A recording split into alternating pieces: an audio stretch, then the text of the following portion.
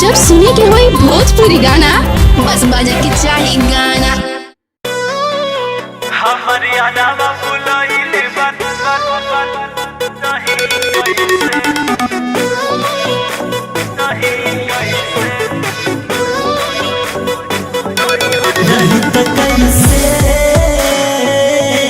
सही त कैसे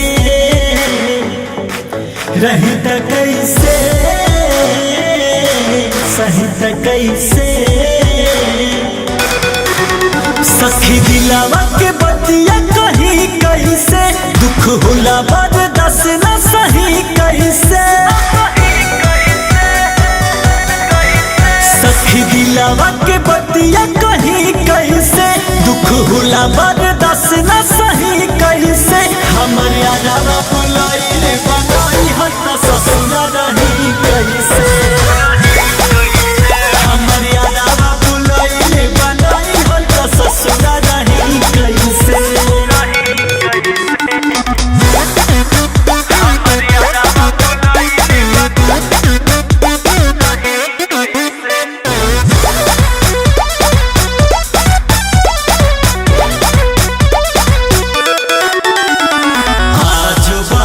कर प्यार के असर दिल में प्यार के असर दिल में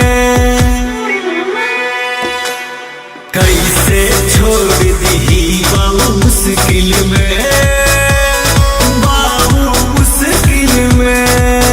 बात हमारा से कहले मारो रोके ना जाई तो होई उनका से धोखे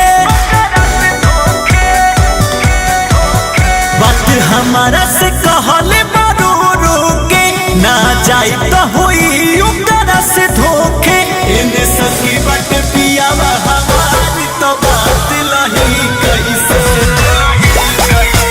हमर यारा बुलाइले बनाई हट ससुरा रही कैसे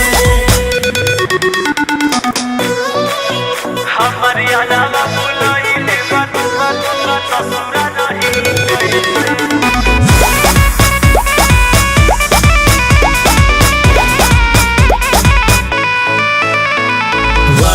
कसम हम कैसे भुला जाए हम कैसे भुला जाए पियावा से खुल के कहियो न पाई हम कहियो न पाई याद पड़त